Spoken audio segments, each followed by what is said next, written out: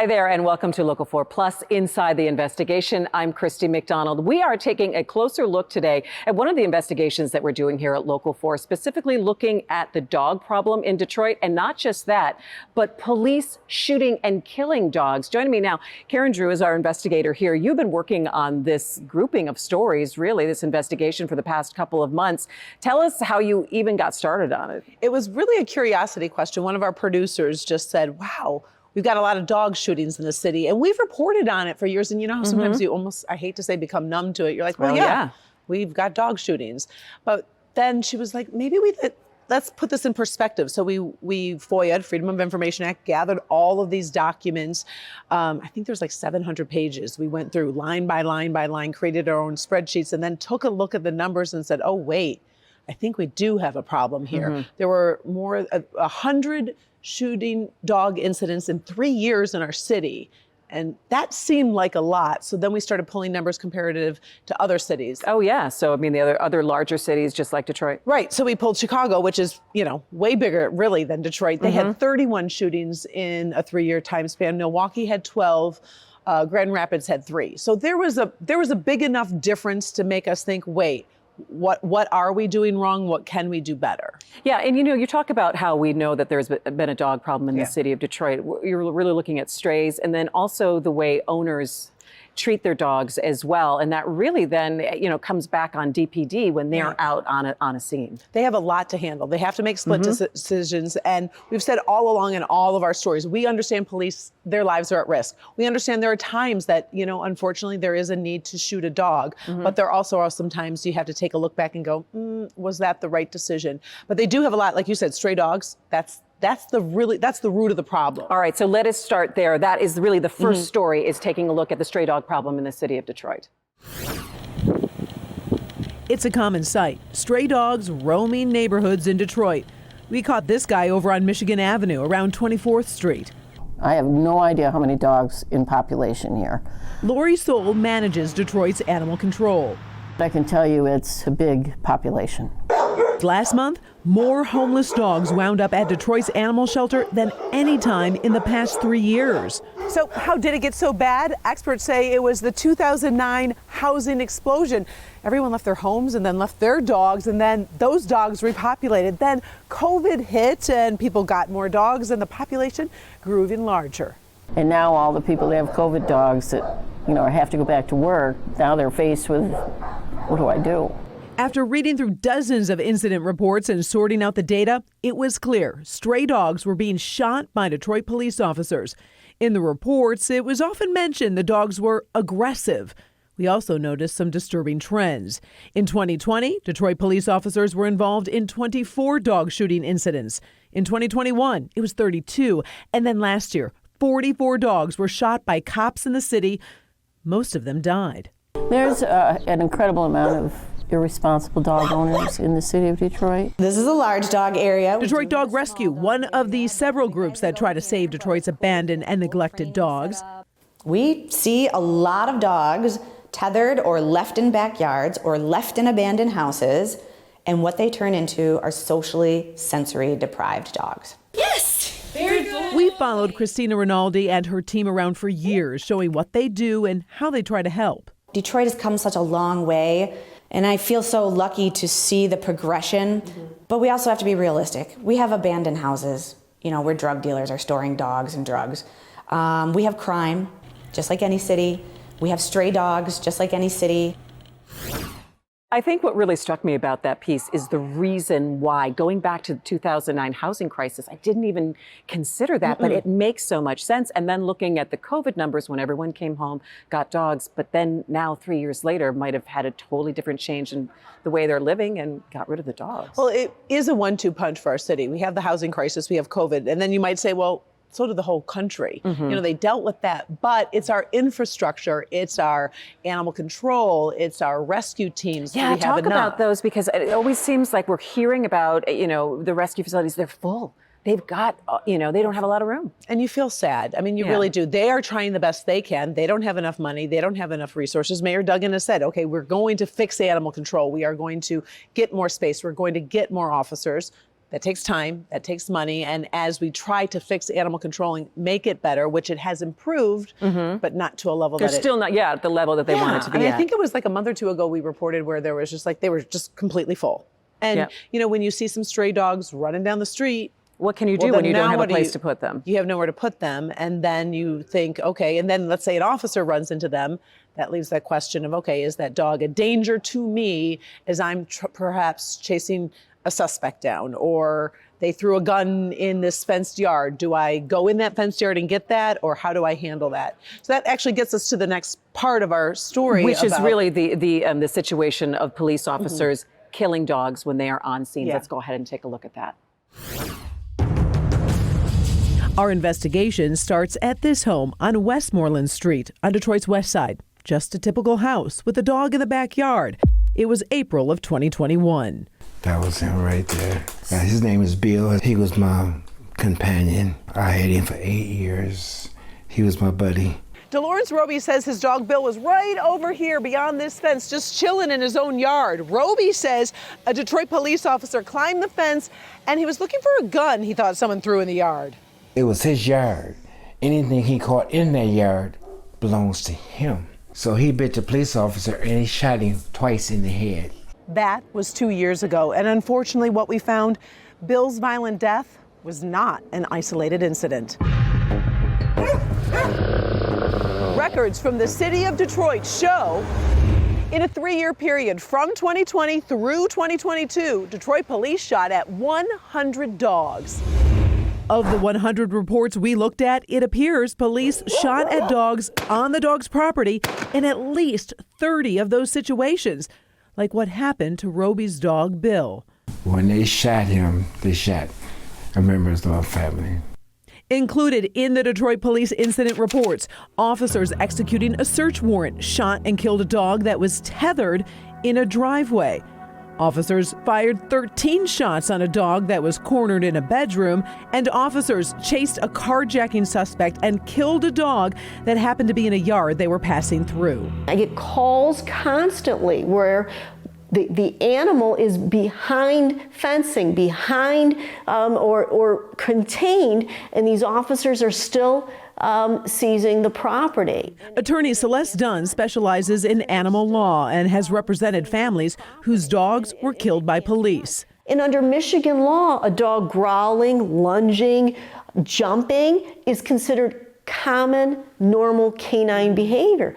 Don't forget, these animals are on their own property, right? So their instinct is going to be to protect the property, not necessarily hurt the officer. They just need to be contained. So during the same 3-year time period that Detroit police shot 100 dogs, we did a comparison. So for example, in Milwaukee, they shot 12 dogs. Over in Grand Rapids, officers shot at 3 dogs. Then Chicago, a city 4 times the size of Detroit, officers shot at 31 dogs.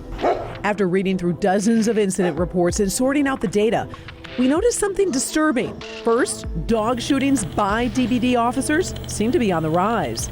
In 2020, Detroit police officers were involved in 24 dog shootings. Then in 21, 32 cases of dogs being shot. Then last year, the numbers were on the rise. There were 44 cases of officers shooting dogs. And in most cases, those dogs died.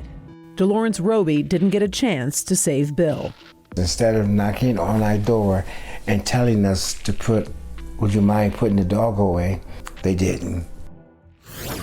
Karen, looking at that story and knowing that every situation is unique, especially when officers are in it, is it justified? Right. Is there an opportunity or a place where they can't stand down and they have to be able to, protect themselves? Well, in the piece that we just aired, Mr. Roby, the perp was running, they threw the gun over the fence and kept running a different direction.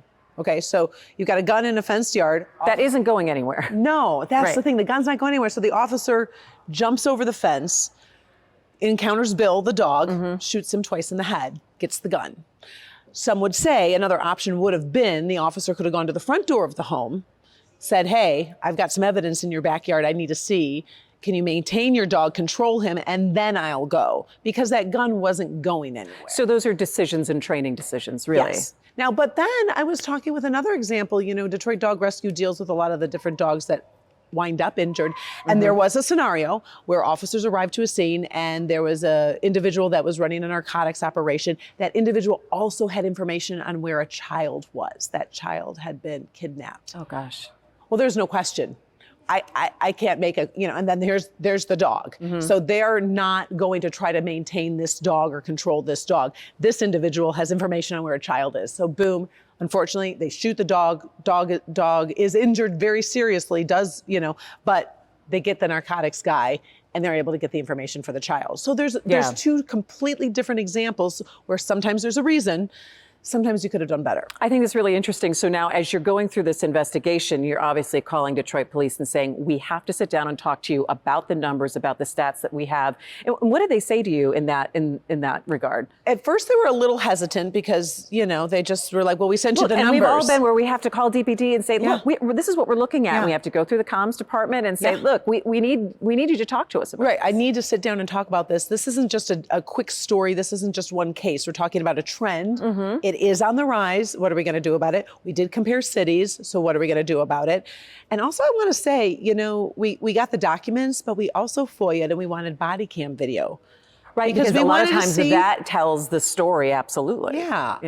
I was a little concerned that the cost that we were going to be charged to get the body cam video, because we've done stories, when a cop pulls over somebody and all of a sudden 2 hours later they send the body cam video. But the bill for just a couple cases was more than $1,000, which we thought, that's significant. You're making it hard. So, obviously we're still working on trying to negotiate prices and get some better examples. So we don't have that body cam video now. We're going to stay on top of it. I know you will. But we did get the chance to sit down and talk to them and ask them questions, because you do have to say, what are you doing here? And can you do better? All right, let's go ahead and take a look at that. How do you think your department is dealing with dogs in the city? I think we're dealing well with dogs. There's a lot of dogs in Detroit. It's been an issue that we've had to deal with for quite a few years. A number of stray dogs. Explain to me, when should an officer shoot at a dog and when is it too much? Well, our rule and our policy is that an officer would shoot at a dog when either the officer or somebody else is in imminent threat of being attacked by the dog. I think there's a question of shooting a dog on the dog's property. We pulled numbers and there was about 100 shootings in the past 3 years. 30 of those were on the dog's property. An officer has to make a split-second decision whether or not it's safe and feasible to retreat, or are they going to get bit. And our policy is not that an officer has to subject themselves to being bit by a dog. Can the department do better? Certainly, we can always look at best practices, see what type of training opportunities are out there. I know recently the city has invested a lot in our animal control, which is big because that gives officers an option, somebody to call who's more well-trained in how to deal with animals and how to catch animals. So obviously DPD realizes there's an issue. They admit that things could be better, but the problem is now, how do you get them better? Look, and they've got a lot of different trainings to do for a whole lot of different things. So how do you get better? Is it more time? Is it money? I mean, what are we looking at? And it really is both of those things. So you say, okay, we have X officers. Are we going to train all of them? Are we going to train some of them? Are we going to only train these individuals? And then what does training look like and at what cost? So they're in that situation right now where they don't have a plan. They do know things could be better. I did talk to Detroit Dog Rescue and they were like, listen, if you want to just start sending some people or we can start having some conversations, there's some basic things that they could maybe be knowledgeable on. And this sounds very simple, but even if it was that they had dog treats or a dog stick, I'm not saying every officer has to run around with that, but if let's say you're going on a location where that there's certain areas where there are more stray dogs than not. Right, it can't hurt if it could just defer them for a few seconds. I'm not saying that's the solution, but having that conversation of what can we do at a cost that we can do better because other cities are doing better. Yeah, and so it really then lends to while Detroit police are working on this, and we're talking about owners being more responsible, and then the nonprofits that are stepping up who adore animals at all costs and will help them and you know, try to make it the best it can be. Yeah, well, there was a Sunday afternoon, this group called Chained, and they're out of Macomb County, and they volunteer their time and their resources, and they get money, and they're like, you know what, we know we can't fix everything, but we can kind of take a couple steps and try to help these dogs and hold the dog owners responsible too. So that's part of it. Yeah, we followed them one day. It was cool, the stuff they were doing. Yeah. All right, let's go ahead and take a look at that. The nails had came out from the wood from dry rotting, and the dog was pushing through and almost got out when we came on the scene. Okay, all right. Jim Freeman and his team are in Southwest Detroit to build a dog pen. Most of the dogs that we encountered are on an 8 to 10 foot chain. This dog, when we first got here, it was on a chain. Right. You know, 8 to 10 feet long tow chain. His volunteer group, Chained, is one of several nonprofit groups that spend hundreds of thousands of dollars and so much of their time trying to make life a little better for Detroit dogs. You can't chain your dog up 24/7 and expect everything to be okay. It doesn't work like that. You know, they're social animals and they want to be with people. Mistreated dogs, often confined to chains, quickly develop behavioral problems. They become unsocialized and territorial, Freeman says, and when they escape their yards or are let loose, they can be dangerous, putting police in a difficult position. You know, when they get on the scene, the quickest thing to do is just kill the dog and get it out of the way. With a secure pen, Poncho, the pit bull is safe and a little more comfortable for now. But across Detroit, mistreated and neglected dogs running loose wind up shot by police. And rescue groups tell us the real problem is Detroit dog owners. Really little to do with stray dogs. I mean, the dogs don't fall from the sky. You know, they're people's pets. And I know, Karen, that this doesn't end with these stories here. No, well, you know me. Yeah. I'm like, oh, what else is going on? Whenever we do these stories, I start checking my voicemail, and I think you heard me over there. I did. It's like message number 57, you know? We're going through, but that's where sometimes we get the best stories, we get the best tips, is everyone sees that kind of investigation, they say, I can add to it. Yeah, so we've got messages and voicemail. I got some video clips, and I'll show it to you later, because it's a little bit, some of it's disturbing. Where some people were rolling on some stray dogs, like attacking other animals, and then I had a mom call saying, hey, I'm worried about my kid going to school. So we need to expose the issue, going back to where we first started with stray dogs. Right.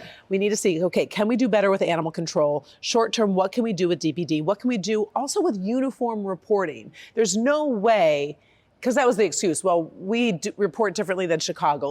Let's get a system where, what's going on. So you can compare stats, and that's the whole thing with crime stats too. It's very difficult to compare because of the different ways that each department does it. Also, talk about the responsibility of a dog owner, though, and do they have any, penalties and fines to face for not taking care of the animals? And that's huge. And we've talked about that, and more needs to be done. We can't let these dog owners off. I mean, they're not treating the dogs right. Sometimes they are on a tether for 24 hours, which is completely inhumane and illegal. If your dog's off your yard, they have to be on a leash. They should be in a fenced area. And yes, so citations are sent. We checked just this year, so it's not even 4.5 months into the year, 250 violations have been sent out already. Oh gosh. But the problem is they send in, what happens? Do you pay the fine? How do you enforce do you make it? the changes? I mean, one of the things is, you're not supposed to be tethered for more than 3 hours. So do you really think an animal control officer is going to sit outside someone's house and sit there for 3 hours and see if it's 4 hours or 5 hours? They don't have the resources. Right. So they have a big problem. They have a big issue, but we all should care because it affects all of our neighborhoods and our streets. Absolutely, it does, and the safety of our neighborhoods too. All right, so Karen, how can people get a hold of you if they want to just tips on this story or anything else? I love the email, so we'll post it or whatever. It's kdrew@wdiv.com. kdrew@wdiv.com. Really easy. You can do voicemail. Or you can call her and leave a voicemail. Voicemails, but voicemail's old school, Sometimes and there's some works. people who don't have email. Yeah. And I respect that, so we do have to go through that too. Yeah. But yeah, and get a picture, get video. You have a location or an address, because that helps send it to you. us. It's perfect. We can see what the situation is and hopefully fix it. That's good. Hey, thanks for doing this. I really Thanks for appreciate having it. me. It's really good. Inside the Investigation right here on Local 4 Plus. Take care. We'll see you soon.